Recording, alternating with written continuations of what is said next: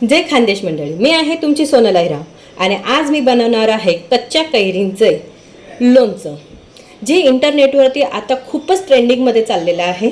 तर म्हटलं सगळेच बनवतायत तर मी पण बनवून बघते। मी बनवलं आणि खूप छान लागलं, म्हणून म्हटलं तुमच्यासाठी पण ही रेसिपी करून दाखवावी, म्हणून मी आज हे लोणचं परत बनवत आहे। मी ही तोतापुरी जी कैरी आहे, जी आंबट कमी असते है ना, ही तोतापुरी कैरी 1 किलो घेतलेली आहे। त्यानंतर हिरवी मिरची आहे आणि नंतर मी लसूणच्या पाकळ्या घेतलेल्या, तुम्ही बघू शकतात की कमीत कमी 12 ते 15 लसूणच्या पाकळ्या आहेत। अर्धा चम्मच ओवा आहेत, अर्धी चम्मच मेथी आहे, 1.5 चम्मच सारखी बडीशोप आहे आणि 1.5 चम्मच सारखं जिरं आहे आणि नंतर ही पिवळ्या कलरची जी राई येते ती आहे, हे पण कमीत कमी 3 चम्मच आहे आणि हे मोदी हिंग, कारण की हिचा जो टेस्ट आहे खूपच स्ट्रॉंग आहे। सगळ्या कैऱ्या धुवून झाल्यावर आपल्याला स्वच्छ कपड्याने पुसून घ्यायचे आहेत। त्याचे देठ मी कापून घेतलेले आहेत, स्वच्छ कपड्याने पुसून घ्यायचे आहेत अशा प्रकारे। आणि त्यानंतर मग त्याचे आपल्याला किस करून घ्यायचं आहे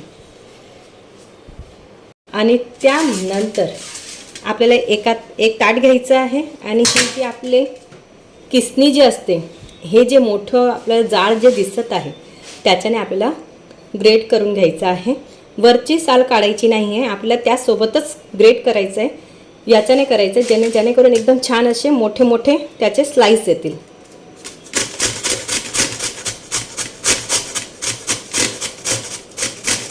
अशा प्रकारे आपल्याला याचं स्लाइस करून घ्यायचे आहेत। जर तुम्हाला याच्याने नाही करायचे आहेत आणि अजून तुम्हाला छान असे एक एक स्लाइस दाखवायचे आहेत, तर तुम्ही असं बारीक कापून नंतर हे चॉपिंग करण्याचं जे प्लेट येतं त्या प्लेटवरती पण तुम्ही अशा प्रकारे स्लाइस करू शकतात। इझी आहे, असं केलं काय तसं केलं काय, हे बघा असं छान लच्छेदार तुम्हाला याचे स्लाइस दिसणार आहेत।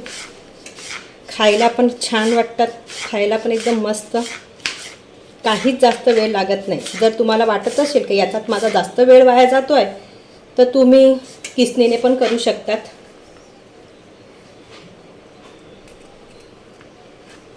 अशा प्रकारे पण आपण हे बघा असे करून घ्यायचे आहेत। ही जी किसणी आहे, ग्रेटर जे आहे, त्याच्यानेच आपण ग्रेट करून घेऊया। सगळ्या कैऱ्या आपण असं बारीक छान किसून घेतलेल्या आहेत। आता पुढची प्रोसिजर बघूया। आता आपण एकाच वेळी 2 काम करणार आहोत। आता एका साईडला आपण पॅन ठेवणार आहोत आणि एका साईडला आपण एक कढई ठेवणार आहोत। या कढईमध्ये आपण तेल गरम करून घेऊया आणि ह्या कढईत आपण जेवढे पण मसाले आहेत ते मसाले गरम करून घेणार आहोत। आपण गॅस चालू करून घेतलेला आहे, त्याच्यावरती आता पॅन ठेवून देऊया। त्याच प्रकारे तेलाचा पण गॅस चालू करून घेऊया। आपण ही दुसरी पण एक कढई ठेवून घेतलेली आहे, त्याला पण गरम करून घेऊया। आपण ह्या गरम पॅनमध्ये मेथी, नंतर बडीशोप, जेवढे मसाले घेतलेत ते मसाले सगळे आपण आता इथे फ्राय करून घेणार आहोत, थोडेसे भाजून घेणार आहोत म्हणजे। आणि जिरं, याला आपल्याला जास्त भाजायचं नाही, फक्त थोडंसं 2-1 मिनिटासाठी भाजून घ्यायचं आहे।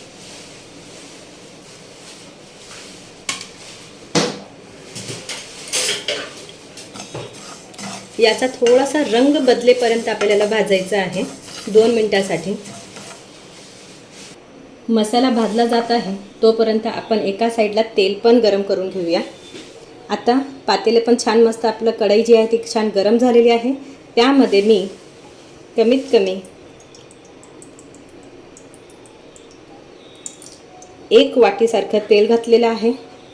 जर तुम्हाला हे लोणचं वर्षभर टिकवायचं जर असेल तर तुम्ही तेलची मात्रा वाढवू शकतात। आणि जर तुम्हाला फक्त कमीत कमी 1 महिन्यासाठी किंवा 1 ते 2 महिन्यासाठी जर यूज करायचं असेल तर तेलाची मात्रा तुम्ही कमी ठेवली तरी चालतं।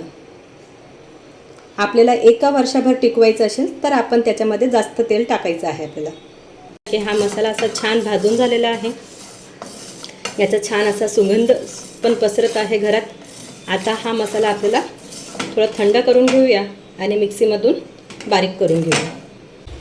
आता आपलं हे तेल जे आहे ते छान कडक गरम झालेलं आहे. तुम्ही असा हात फिरून बघू शकता. जर तुमच्या हाताला छान असं गरम वाफा जर लागत असतील तर समजून घ्यायचं की तेल असं छान कडक गरम झालेलं आहे. तर आता आपल्याला या तेलला थंड होण्यासाठी ठेवायचं आहे. आता तेल पण थंड होत आहे तोपर्यंत आपण मिक्सीमधून हे जे लसूण आहेत ते लसूण आणि मिरचीचे आपण थोडे बारीक तुकडे करून घेणार आहोत. म्हणजे मोठे मोठे तुकडे करून घेणार आहोत. जर तुमच्याकडे हे चॉपर नसेल तर तुम्ही हे मिरचीचे असे बारीक बारीक तुकडे करू शकता. असे बारीक बारीक. आणि लसूणला पण आपल्याला बारीक बारीक कापून घ्यायचे आहेत. जर तुम्ही लसूण खात नसाल तर त्याऐवजी आपण आलं जे आहे त्याचा पण उपयोग करू शकतो. आता आपले मिरच्या कापून झालेल्या आहेत. आता आपण असं झाकण लावून याला जास्त बारीक पण करायचं नाही आहे. थोडंसं आपल्याला जाड मोठं ठेवायचं आहे. एवढंच जास्त बारीक करायची गरज नाही. बस एवढंच थोडंसं जाड मोठं पाहिजेलं आहे आपल्याला.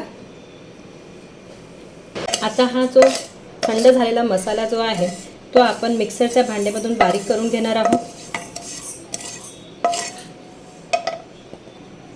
तुम्ही बघू शकता की मिक्सरच्या भांड्यामधून आपण याला जाड मोठं असं छान क्रश करून घेतलेलं आहे. आता याला आपण एका वाटीत काढून घेणार आहोत. त्याचप्रमाणे आपण याच्यात हे जे पिवळी राई घेतली होती ती पण आपण मिक्सरमधून क्रश करून घेणार आहोत. आणि यासोबतच आपण जी नेहमीच आपण आपल्या घरात वापरतो ती राईही घेणार आहोत काळ्या कलरची. आता याला पण आपल्याला मिक्सरमधून काढून घ्यायचं आहे. आपण सफेद राई आणि नंतर काळी राई हे दोघांचं पण छान असं क्रश करून घेतलेलं आहे. बारीक दळून घेतलेलं आहे. तेही आपण ह्या मसाल्यामध्येच ॲड करणार आहोत. आपण ओवा घेतला तर ते ओवाही याच्यात टाकून घेणार आहोत.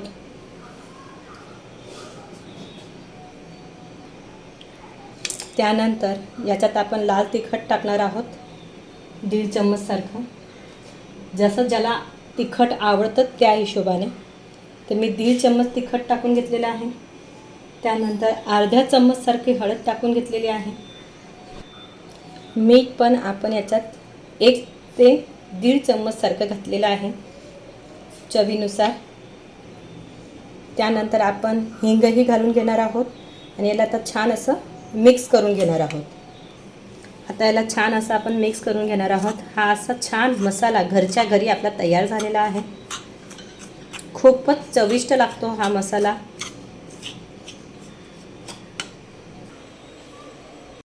तेल थंड झाल्यावरती आपण याच्यात लसूण आणि मिरची घालून घेतलेली आहे. आता गॅस चालू करणार आपण परत. गॅस चालू केल्यानंतर याला परत आपण कमीत कमी 2 ते 3 मिनिटासाठी तेलामध्ये भाजून घेणार आहोत.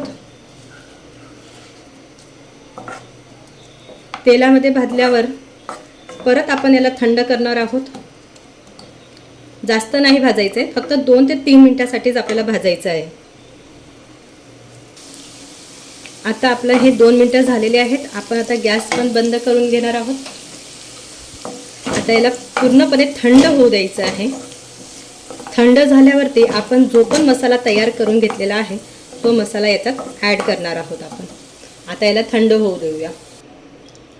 आता हे जे सारण आहे तेही आपलं थंड झालेलं आहे. आता यामध्ये आपण हा जो मसाला तयार केलेला आहे तो मसाला आता इथे ॲड करून घेणार आहोत. त्याला पण छान असं मिक्स करून घेणार आहोत.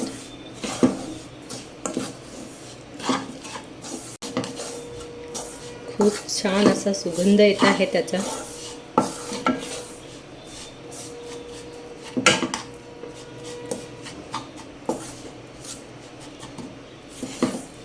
छान असं मिक्स करून घेऊया आपण याला. छान मिक्स झाल्यावरती त्याच्यामध्ये आपण जे किसलेली जी कैरी आहे, ग्रेड करून घेतलेली जी कैरी आहे ती कैरी आपण इथे ॲड करणार आहोत. किसलेली जी कैरी आहे ती कैरी आपण याच्यात ॲड करून घेणार आहोत.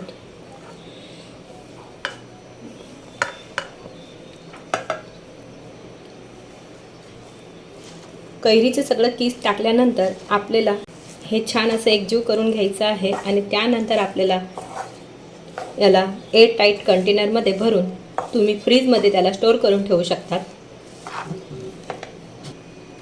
आता हे छान मिक्स झालेलं आहे. तुम्ही हवं तर जास्त दिवस टिकण्यासाठी याच्यामध्ये विनेगर पण ॲड करू शकतात. विनेगर ॲड केल्याने हे लोणचं जे आहे ते थोडं आंबटही होतं आणि जास्त दिवस पण टिकतं. आता आपण याला मुरण्यासाठी कमीत कमी 2 दिवस तरी लागतील. त्यानंतर हे खाण्यासाठी रेडी होणार आहे. आपण आता याला एअर टाईट कंटेनरमध्ये काढून घेणार आहोत. आता आपण याला काचेचा बाउलमध्ये काढून घेणार आहोत आणि छान टाईट बंद करून फ्रीजमध्ये ठेवून देणार आहोत. जर तुम्हाला जास्त टिकवायचं असेल, वर्षभर टिकवायचं असेल, तर तुम्ही याच्यामध्ये तेलाची मात्रा वाढवायची आहे.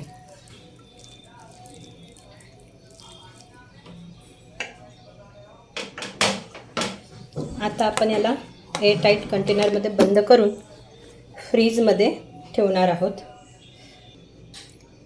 हे जे लोणचं आहे ते तुम्ही पराठ्यासोबत, चपातीसोबत, कशासोबतही खाऊ शकतात किंवा डाळ भात जेव्हा बनवतो त्यासोबतही तुम्ही खाऊ शकतात. खूप चविष्ट लागतं. जर तुम्हाला माझी ही रेसिपी आवडली असेल तर नक्कीच तिला लाईक करा, फॉलो करा, शेअर करा आणि सबस्क्राईब करायला विसरू नका. कमेंट करायलाही विसरू नका. धन्यवाद.